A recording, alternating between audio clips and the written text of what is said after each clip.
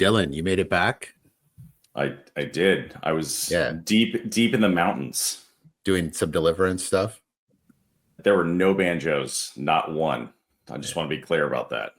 Peter, where was this? I was texting Dylan this weekend, and he's like out doing some militia training, or I'm not quite sure what it was. No, definitely no militia training, but I was deep in the sticks, hanging out with friends and family, and it was lovely to have limited cell phone service so that I didn't get too many texts or Slack messages from Doug. So I was going to say you disconnect. They're particularly quiet on the Age of the MGA Slack channel, and that explains why. Yeah. That's why I started a WhatsApp channel just to try to get to Dylan. That's not going to help. No service. You started sending out smoke signals just to try and reach him in the. Well, I was thinking about just heading down. I know it's somewhere west of Roanoke, I think. Right, it is. The place. You want to give us the GPS coordinates? Yeah. I don't have those, but I'll make sure I put them in the footnotes here on this episode. Maybe our first Age of the MGA conference can be down on your property down there. Oh, that sounds like fun. Yeah. And when you say conference, do you mean like the meeting of us three, or are we bringing all of our guests into this? Well, our one listener, they can come out as well. Yeah, summit with our 12 followers. Yeah. Amazing. That's not true. We're getting some real traction here. It's very exciting. So don't forget to subscribe and follow us on LinkedIn, guys. We need the numbers. It's nice that your daughter is also listening. I don't know that it counts though. Right now. You have seen my 13-year-old daughter click like on LinkedIn. I did not ask her to do so. She's actually following the show completely independently. If your 13-year-old daughter is actually listening, that's a huge vote of confidence, because usually they want to do the opposite of whatever their parents are doing. So yeah, I'm sure she doesn't want to listen to me any more than she has to. Peter, is your child listening yet? They got their own Spotify account? Yeah, he should be. He's 6 weeks old. He should be fully engaged to it now. But no, I think he'd listen to literally any sound in the world and be quite happy, to be honest. Yeah. Put us on next time. He's going down for a nap. Yeah. Dylan, listen, I'm excited to have this guest on. A little bit different of a show for us today. We're going to be talking about a really cool event that's coming up. But I actually have a really big bone to pick with this guest, which we're going to get to in a second here. But I want you to intro. Great person, great company, great organization. But something happened a couple of years ago in New York that I want to get into. Wow, we've got drama. This is drama. This is exciting. I don't even know what it is. That's the best part of this. I'm very excited. I didn't tell anybody. I didn't even this is coming out of the blue.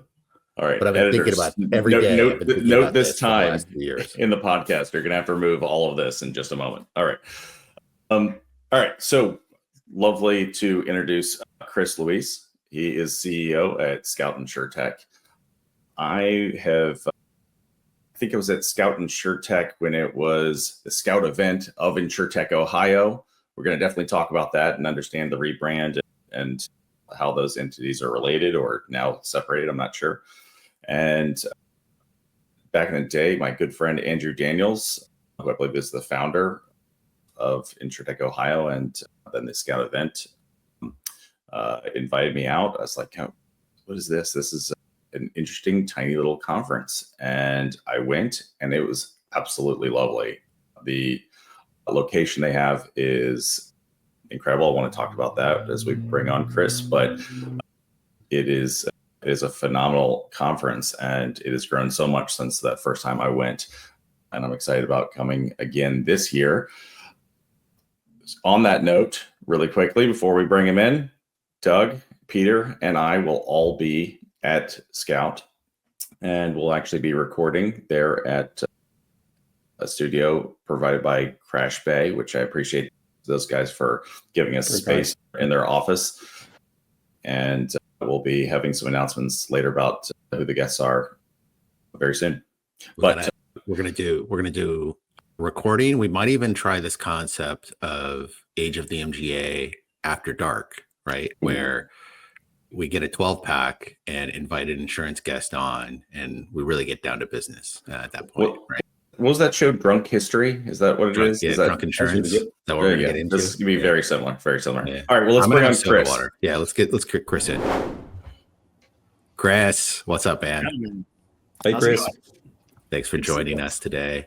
Hey, so I'm gonna, before we get down to business, I'm just gonna let's clear the air here a bit. Here it is. A couple of years ago, I was walking down the street in New York, minding my own business, happily whistling or maybe stepping in some poo. I don't know what was going on. But I look up and I see this massive banner from Jobs Ohio. I don't know if that's an organization you're related to or not. I think maybe there's some connections. And it said something along the lines of, move your startup from New York to Ohio. And I was like, that's a bold tactic. I like it. But also, man, is New York that bad that everybody wants to leave and go to Ohio? So I don't know. Do you have any recollection, or were you involved in this campaign to steal all of our New York startups? So Jobs Ohio is a major sponsor of ours. Thank you, Jobs Ohio and Ron Rock, for all your support. We appreciate it. They do hilarious stuff. So there was also a banner like a couple of years ago. I flew into Logan Airport in Boston. There was like a huge Jobs Ohio banner. You could like see it. Love it. Like, everybody could see it. The really fact of the matter, and I had nothing to do with that, though we support them within the state and we help people understand how they can leverage Jobs Ohio and what they do to grow their businesses. They do a great job. They're everywhere. And we have a lower cost of living. I'm not sure if you're aware of this. Like New York is actually slightly on the high end. It's it can be a little expensive from time to time. Actually, I think that was another part. I'll find the photo. I'll send it to you, Chris. It was something about lower cost of living. It's basically all the reasons, rightfully so, to leave New York. I was like, well played, but also just like, great. Can I point out that marketing. I noticed that the first time I went to the Scout event, I really actually had never been there. And I know that sounds crazy, but I had never actually stayed in a hotel in Ohio ever, and just passed through a few times. And I was shocked at the price of the hotels, how cheap it was. I was booking multiple hotels at the same time for multiple different events. And I went from New York to, Manhattan, Midtown, to Ohio, and it was shocking. So it's a lot of advantages. Are we going to bunk up together, the three of us? Sounds like a terrible idea. To be honest, like we're talking about at Ohio, we might actually be able to afford our own hotel rooms. Unlike Doug, when we stay in New York, and it's definitely bunk beds for us. Right. I said at the pod the other night, Peter, I was thinking of you, because I think that's the first time I met you and Diego. Yeah. Well, hey, Chris, let's get down. Enough chitter chatter from us. You are part of a great organization. Love to learn a little bit more about maybe we talk about the Genesis story, because there's been some real interesting transformation, I think, to what Scout has become now to maybe what you started as. So I'd love to hear just the background of your organization, maybe your involvement with it, and we can kind of go from there. Yes, it's great. So what I love to say, I think this is hilarious. It's a great origin story. We literally didn't set out to start a business. We set out to buy drinks for people in insurance, like literally what we were doing for years. And in buying drinks for people, they tend to share things. And like, we would like to see other things. Like, the drinks are great. Conversation is great. Well, what else can you offer? So I'm getting a little ahead of myself, but that's where we were about 3 years ago. So Insurtech Ohio is about 6 years old. Andrew Daniels did found it. And then Michael Fidel, who are two partners in Scout, came on shortly thereafter, and started with buying drinks, organizing community, getting people together and talking about things that are interesting in our industry. That grew into a content series, our first content series, which is Spotlight, which we can talk about some of that stuff a little bit later, but we've leaned into that very heavily. And then it was as we were interviewing people in industry and sitting around the table and having drinks with them, we asked, what else do you want? So there was a understanding at the beginning here, this started in Columbus. Why is it just in Columbus? There's major carriers in Cincinnati and Cleveland, so why not there? And this is where I came in. So I had been chatting with Andrew a little bit just about general insurance stuff. I think I was at Monitar, so an insurance technology company that sells AI governance software. I was previously at Progressive, so I'm in the Cleveland area. And he was like, do you want to do this in Cleveland? And I was like, well, I've started 2 communities like this before in my past, and now I'm in insurance. So yeah, I think let's do it. So kicked it off in Cleveland. We had some folks kick it off down in Cincinnati, and we grew. And as we grew, we just listened to the people around the table. What would you like? Larger events to celebrate the community. Great. Now we do 100 to 150 person events once per year in each city that we operate in. What else would you like? A conference. And we were kind of like, oh, okay. All right. Well, so the first year, this will be the 3rd year, Dylan, to your point, that we've been in the same venue. The first year wasn't really a conference. It was like 170 people. And we put a couple folks on stage to pitch their companies. It was pretty low key for a conference. Then last year we turned up the heat a little bit. We had 300 in the room, and we had, let's see, I think 22 or 23 companies on stage. And this year we are also aggressively growing because we don't know how to leave well enough alone. And we will have greater than the rate that I'm moving tickets is making me a little bit nervous, which is a great problem to have, but we will have certainly in excess of 500 people in the room and 52 or 53 companies confirmed on stage to present their companies. So yeah, so that's the event and the conference. And we also do, like I said, the content series. So we're going to push 175 pieces of original content interviews this year. 100 profiles of early stage and emerging companies that we think are interesting, 50 profiles of leaders in this industry, and probably about 25 to 35 marketing pieces with our sponsors and partners. We do everything in membership model, so there's no event sponsorship. You come in for a full year. We give you things all year round. And we like that because we were not born as a commercial entity. We were born as a grassroots organization of the community. And we're very much in a relationship business. You can come to Ohio and engage in our events and see people 5 and 6 and 8 and 9 and 10 times a year and build those relationships. Whereas otherwise we're doing that now at other conferences. We all are, but we're like, oh, we're going to see you in New York. We're going to see you in Vegas. We're going to see you in Boston. We're going to see you in Chicago, wherever it may be. For those that can make it to the Ohio events, you can do nearly all of that in one place. So there's more to it. But that's kind of the overview, and it's been really exciting. So 3 years, I've been started doing the Cleveland thing about 3.5 years ago, and then I came on as CEO full-time in September. That's amazing, Chris. So much growth there. I mean, congratulations to you guys and all the team. And I think the message is clear, right, for everyone listening, that better get your ticket fast, because it doesn't sound like there's going to be a lot going around for much longer. So congratulations again. That's amazing. Is this it's at a football stadium? Is that right? Or am I thinking of something else? That is right. If you're using football in the British sense, certainly. Soccer the correct sense. It's at the lower.com field house. It is just a beautiful, amazing venue, and we're really lucky to have it. Yeah. Yeah, it is. The service is incredible there. It's just a beautiful place. You know, whenever I hear about something like this at a stadium, I'm like, is there really going to be a good place to meet? It's an incredible place, and it's really solid food. Which, you know, I'm a big guy. I've got to eat, so I'm always impressed with when I have good conference food. I'm very excited. So you guys, so we got, you know, number of attendees. We understand, you know, kind of what to start to expect from this conference. Who should be attending? If you're just listening to this now and you don't have tickets, who's the target audience? Yeah. So let me talk to you about what you get and what you don't get at the conference, and then kind of back into who should be there, because some folks think that this might be right for them, but it might not be. And I like to be open and honest, like, you know, not every event is for every person.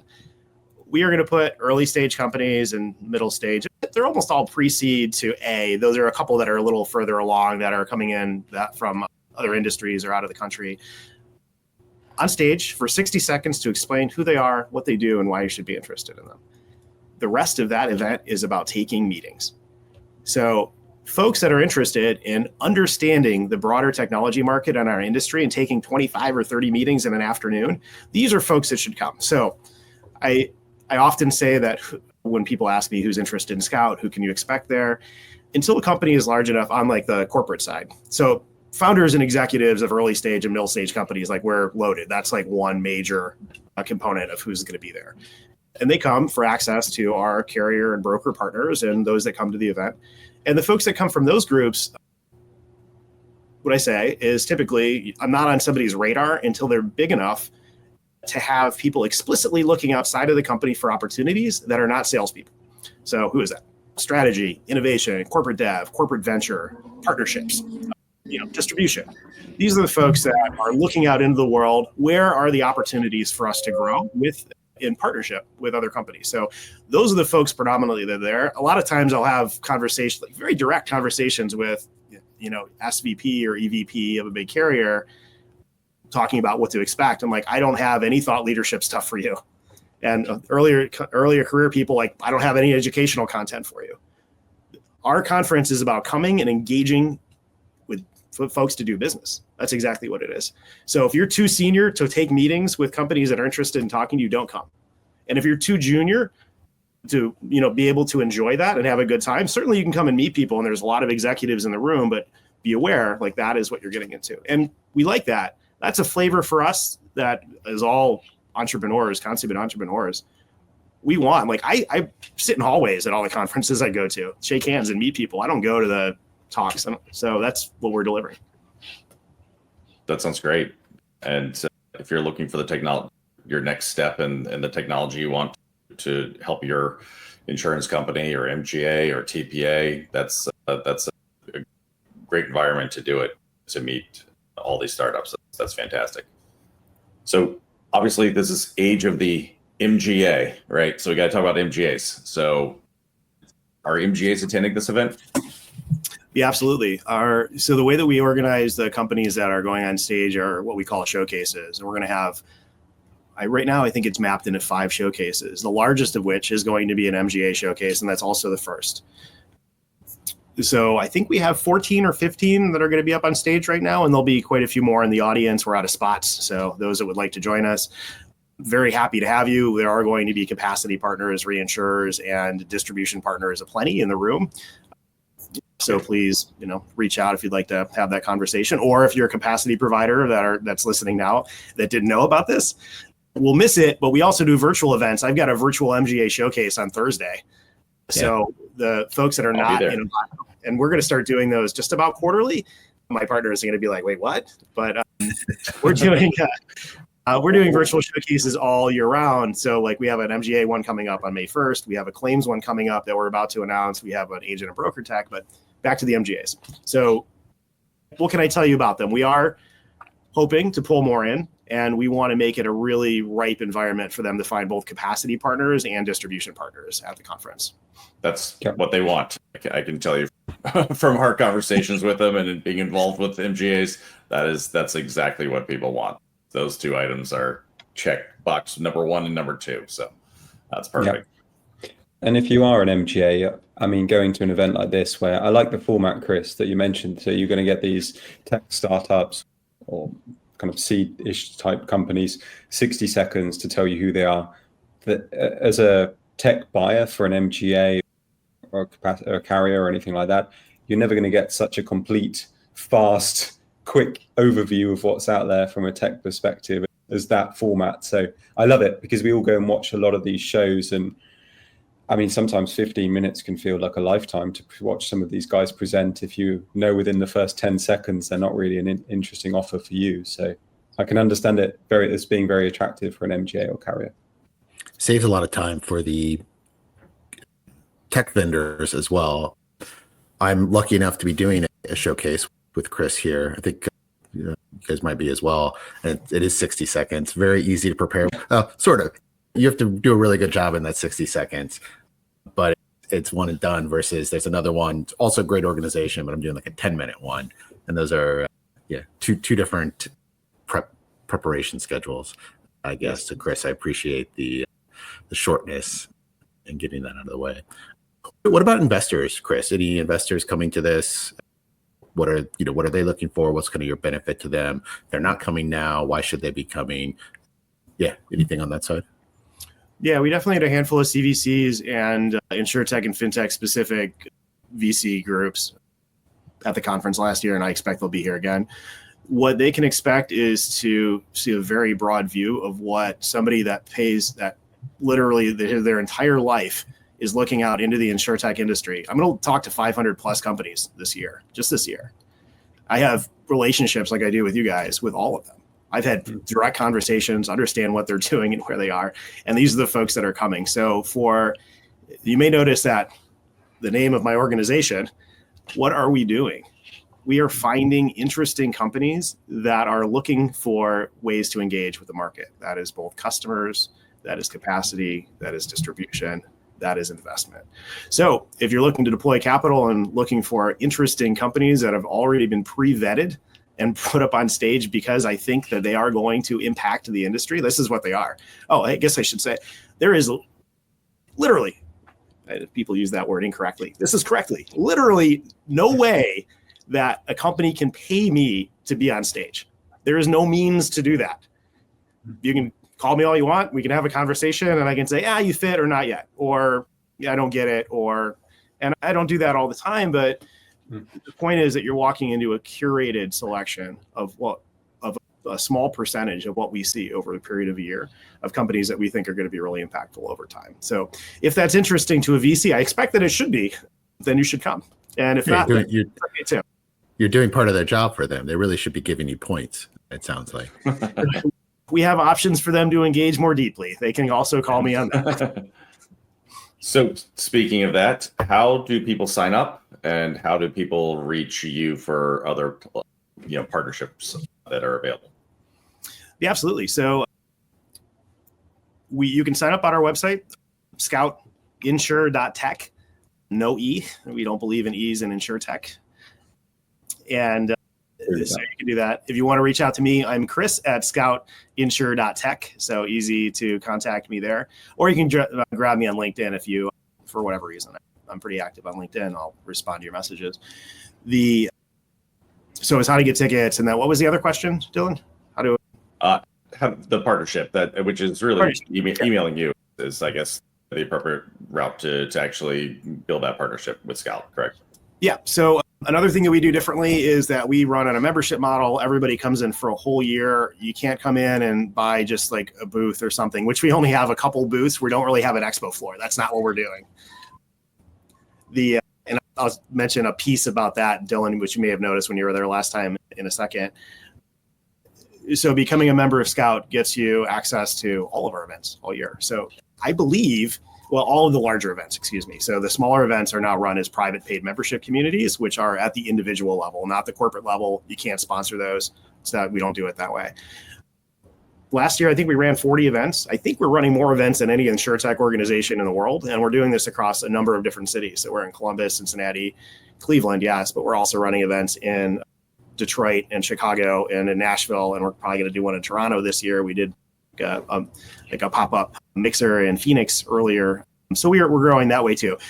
But for all those communities, once they're large enough to have 100 or 150 person event that we put on, all of my partners get digital signage at that event and the conference. So a lot of times I'm having conversations with people talking about partnership and they're like, how do I do the thing at the conference? And like, that's just not our model. Like we are trying to create ways for you to engage across an entire year. You can take advantage of it or not. We build content pieces with you. We'll co-promote things. We'll give you signage and access to folks in all these individual cities and places that they're very comfortable. It's much less confrontational than like chasing somebody with their badge flipped over at ITC because you've been trying to get at that carrier for the last 18 months, right? And all these folks know each other. So that's a long way to say that we do a membership model. If you're interested in that, it's great. I always suggest come to a couple events, have a conversation with me, and then we can figure out what makes sense from there. I think there's an important message in there. I mean, Doug and I are on this side, on the vendor side, to constant engagement with people because everyone has different buying cycles. They have a point in their time where they'll come to a moment where they think I must have this service now. And if that might not be a once in a year conference time, it might be at a different period in the year. So to have that regular engagement and continued communication with them, I think is great. The other thing as well it's just the same is true for MGAs. We talk about it a lot, but you might not get a yes at the one moment from a capacity provider. You need to have this conversation ongoing throughout a life cycle of their approach to appetite or taking on new MGAs or entering a new product line. So things said, I think is a great model, and it's a much more sustainable model than a one-off conference visit every now and again. We think so. And we're hopeful. We're fortunate. Jobs Ohio has been a big supporter of ours, and we have a lot of support from corporates within Ohio. So Nationwide's been a big supporter. Grange, Westfield, slightly outside of Ohio, but Erie, Farmers, Encova, these are all major partners of ours. And it's given us the latitude to be able to do some of this a little bit more slowly. So we didn't even accept members or sponsors from outside of Ohio until last year. And last year we only brought in Erie, which is closer to me in Cleveland than Columbus is, and Farmers, who has major operations in the state. So we're really just barely scratching the surface of what we're doing, but we were intentionally gone slow to hopefully build this in such a way that's long-term sustainable. What's the plan, Chris? Is it to take this fully nationwide soon and then grow that side of it across the country, or what are you thinking? Yeah, that's a great question. So I think that there is the opportunity for us to help other areas, other cities stand up similar groups to what we have. So we don't run those groups so much as we provide all the back office support and the playbook for somebody to activate their own community, which is the way that and that's not to say that I won't show up. Like, I'll fly around and I like to go and meet people that are participating. But that is something that we're growing pretty substantially there. What that will lead to is more of those folks being engaged in a larger community. So, I mean, we're building a marketplace, and there's a network component to it. The more cities that we're active in and very close to 10 to 20 people in those cities, the more people in those cities are going to understand what we're doing. The more are going to want to come into Columbus and engage in the network. I think that over time, we're going to think of one of the things that I've been thinking about a lot is how to engage folks that are not in one of our target cities now, to allow them access to at least our network through something like a Slack community, access to our ongoing virtual showcases, and then some sort of buy-in discount code for events and things for them when they can make it in. Because somebody in San Diego is not going to be in Ohio 5 times a year, probably, right? I don't know, maybe. They should be. They should be flying out. They should come out at least for the conference. But what we're doing is universally going to be interesting no matter where you're sitting in the States or even beyond. More Canada right now, we're based on companies that could execute currently within the US, or they're building that capacity presently. So like, we're not companies that, for instance, are only working within Europe or LATAM. We'll talk to them, but that's not what most of our carrier partners are focused on domestic business. So that's what we focus on.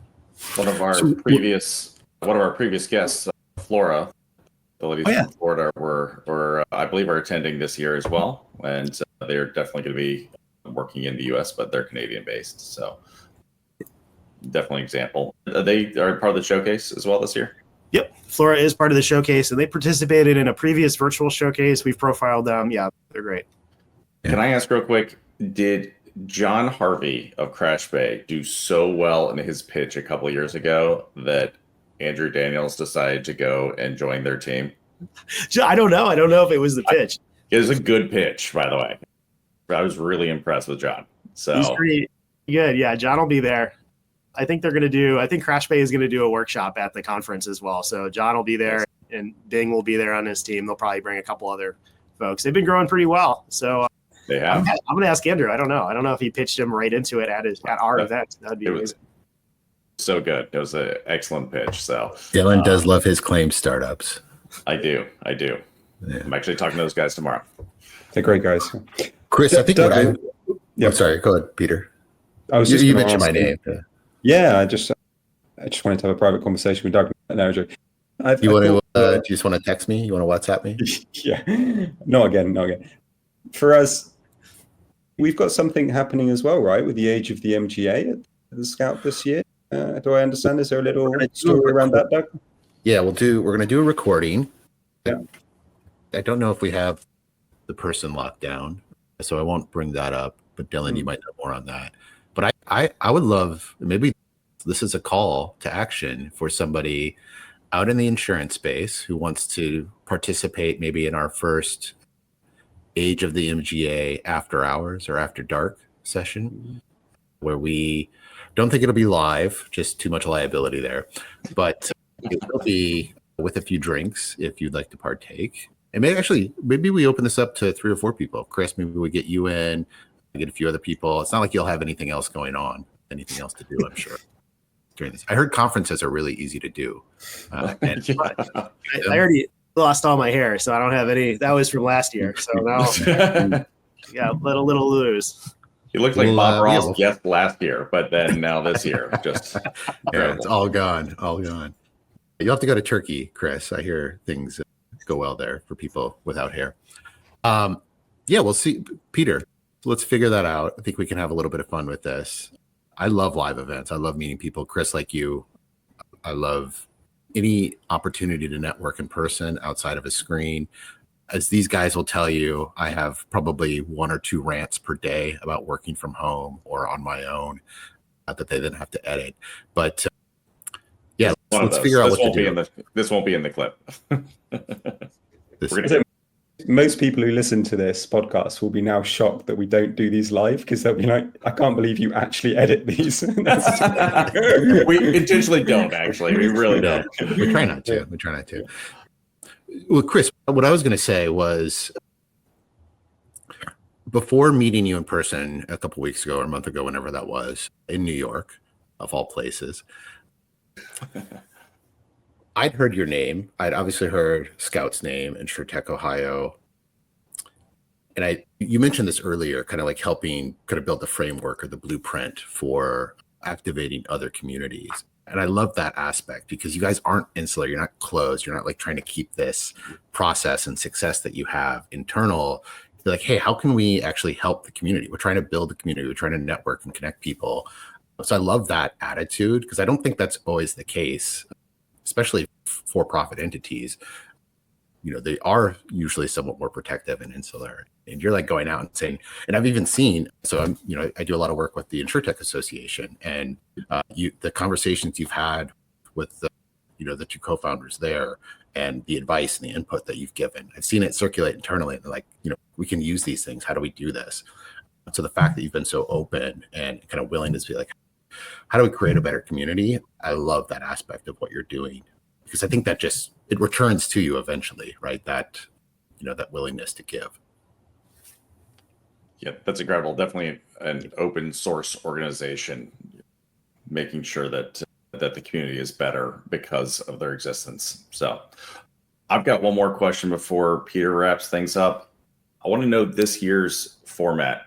When I was looking at online at what's going on and the scheduling, looks like this is really going into 2 days now. So as you're getting larger, it's the first time I went, it was just a few hours, and now we've got a day and a chunk. So can you walk through what people should expect from a scheduling standpoint?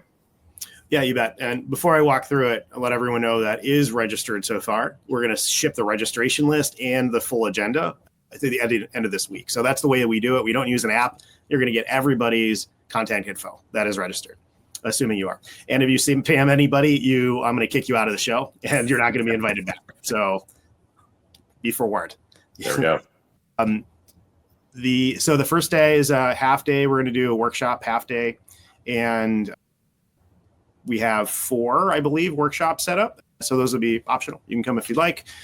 I'm not quite sure what the capacity is. Maybe it's going to be quite a bit less than the full conference. So more to come for the registrants on how to sign up for those individual workshops. One that can be interesting, I think will be exceptionally interesting, is Ron Rock is going to be giving a talk on how to leverage Ohio and Jobs Ohio in particular to grow your insurance business. So we are close to the DOI.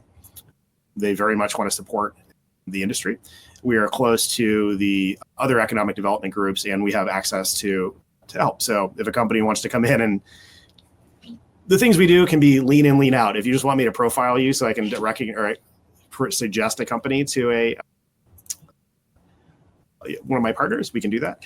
If you want to talk about like, I'm moving my entire operation to Columbus, Ohio, and I want to understand how to help buy a site and what my tax abatements are per head, we can do all that stuff. So Ron's going to give an overview of that. And that's first day. And then there's going to be a couple of our partners that'll do other things. In the evening that day, we're going to have a networking reception at Seventh Sun Brewery. And I think this is not released anywhere, but probably it's going to be released by the time this comes out. And then on day 2, we will have, I think the doors open at 10, and then we kick off at 10:30, short keynote. I'll be up with Ron and my partners, just giving everybody a feel for what's happening in the day. We're gonna go straight into the MGA showcase. The MGA showcase is gonna be kicked off by a couple folks that need to confirm with one of them, so I won't mention who they are, but that people in industry will know who they are and why they're there. 2 folks, somebody similar to a role like mine, somebody on the vendor side, and then we're going to have a capacity provider as well to give some context in the 3 ways, just that they interact with MGAs. We'll have another showcase. There'll be a break for probably about an hour. Then there's going to be 3 more showcases. After lunch, it's all meetings. We're going to have lunch. It's going to be all meetings. Open networking. That evening, there will be a VIP dinner for those for partners and sponsors. We'll open that up. Tickets for that to a limited number of folks once we know how many that we've slotted in. And that's the day. So it's going to be a great time in Columbus, Ohio. The weather should be quite nice. Last year it was very hot, so we moved it a little bit earlier in the year. But yeah. And what are the dates for this? 17th, 18th of June. Excellent. All right. Well, make sure you fly in early on the 17th, because we want to make sure that you're actually making it to the first day events. And the drinks event. That's where the drinks are. How you guys got started, right? Yeah. And insurance after hours. Yeah, I'm a specialist in intoxicating insurance professionals. So, Peter, before you get to the legacy question, I've heard this rumor, Chris. We can cut this from the show if you want. But because Ron shows up in a bus in big cities like New York and Los Angeles, and San Francisco, Silicon Valley, and actually just takes founders on the bus and brings them to Ohio, right? And they have all these tax abatements. You sign a document, you just like, Ohio gives you all this money and an office space. Is that true? Is that really happening? It's very close. I'm going to make sure that goes in my proposal to Ron. Yeah, the Shanghai Jobs Ohio bus. Yeah. It's just like it's sitting on 42nd. I know I've seen it before on 42nd Street. It's right. Just like I almost got on once, wandered on. right in front of Pizza Suprema is where you pick up. Yeah, right there near Madison Square Garden. All right. So is it true that 50% of the participants never leave Ohio once they arrive? Yeah. That would be great. I'm gonna have to figure that out. Yeah. This is great, Chris. So just for everyone listening, go to Scout Insurtech, spelt correctly without the .com, to get your ticket. June 17th, 18th, Columbus, Ohio. And also follow Chris on LinkedIn. We'll put his bio in the link to this. So easy to do. Chris, thanks again for being on. We love to end the show with our classic questions for everyone. What would be your aim, your legacy, your desired outcome for all these great efforts you're making in this sector for years to come? Yeah, thanks for the question, Peter. This is something that I gave a lot of thought before I decided to come on to the company full time versus going to do something else. I am a consummate entrepreneur. I will never stop building new things, and I will never stop helping people do it. I found over the last few years that where I really am really exceptionally effective is helping people understand the market and build new things. And if I could do one thing with my legacy is help the insurance technology environment do a better job of understanding how they can profitably use technology and helping founders understand how they can better engage with them. Great. I love that. Love it. Wonderful. Well, Chris, it's certainly been an honor to have you here. This is great. We're excited to meet up here in just about a month and a half or so, which is exciting. I should probably purchase that cheap hotel in Ohio that I forgot to purchase so far. So send you the link to the Motel 6 for the 3 of you. Yeah, family room. I don't want to spend more than $20, Dylan. So, is there a KOA around? How do you guys feel about tents? Do some camping. Hey, the weather's good, right? So yeah, that's all right. Yeah. Hopefully nobody minds how we show up as far as like smell condition. Yikes. Well, Chris, thank you so much for being on. Thanks, Thank you, Chris. gentlemen. Yeah, Have a good one, buddy. Take care, guys. Cheers, Chris. All the best. Very By the cool. way, totally He's news such a to great guy. He is. Yeah. It was news to me. I didn't realize you guys were part of the 60-second pitches. Yeah. Yeah. Dylan, listen, Yeah. you don't have to know everything. I like to keep a little bit of mystery. It's just because I'm the only one that is not doing a 60-second pitch here. Actually, That's what you're doing saying. it for me. I've asked to have you do sub you the in. pitch for me. Yeah. So I'm get ready, well, I guess. all I know is that I'm moving to Ohio. Yeah.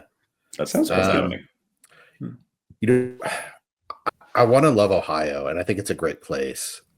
Oh, There's there's a no couple but speed here. traps. There's no but. There's Don't a couple speed traps on I-90 that always get me when I'm driving through. Great moneymaker for them. So Chris was telling us offline that the liquor tax is I think that's how they fund, and probably a number of initiatives in Ohio. I'm sure other states do as well. But I would guess that they're also getting a lot of funding from all the speeding tickets that I've gotten through Ohio. So yeah, that's our money at work. Yeah. But no, those guys are great. Met Andrew a couple times. Dylan, I know you're really good buddies with Andrew. That's a great guy. And had the opportunity to meet Chris a couple months ago or a month ago, and such a cool guy. A great supporting team around them as well. Our good friend Zaira is helping them out now. That's right. So it's just a great organization, and very excited to see their growth, and excited to go out to Columbus, check out this soccer field. Peter, do you and I want to do a little? Should we do a little one-on-one, a little goaltending one-on-one? Yeah, I was thinking that we could Building get gigs. 5-a-side, couldn't we? Going with some people from the conference, get on the pitch. I'm sure they're really keen to let just random strangers go on the pitch, right? So Yeah, Chris is going to that's not gonna regret, I happen. think, having us in. He's like, I don't know about next year, guys. You played on the pitch. You were asked not to. You did this after hours thing that turned out I think we're all okay. worried about that, right? Yeah, well, Dylan is. Dylan's really worried about. I'm very concerned. Yeah. Too Yeah, much. it should be quite rightly. A lot of risk management background for all three of us, and Yeah. so given that, I think it's a terrible idea, but We're going to do. we're gonna do it anyway. Do it anyway. Maybe we can. Chris being in the position of going out and buying drinks for a bunch of people, getting them liquored up, and talking insurance. He probably has some risk management techniques that he can impart to us. If we just set up some nice lounge chairs, we can let him get everyone intoxicated, and then we can bring them on the show. They won't even know they're there. We'll have them sign something that says Chris bought all of these drinks for us, and then we'll be fine, right? Is that can we offload liability that way? We should speak to an attorney, maybe get some insurance. Yeah. Well, so supposedly I am an attorney. I don't know if you want me as one, but Yeah. You've noticed I haven't hired you, so yeah. Well, you For know that. that when we worked For that, at together, least. you did all of the agreements. It was very kind. I of you. did. All right. Guys, this has been a fun show. We got to do a couple more of these, lighter touch, where we're just having fun with friends. I mean, everybody we've had on has been great friends so far. We try to have the nice people on. I think if you're on the show, you're a good friend. Cool. All right, guys, have a great day. Looking forward to seeing you all in person in a few short weeks, and we'll take it from there. Everyone, thanks for listening. Thanks very much.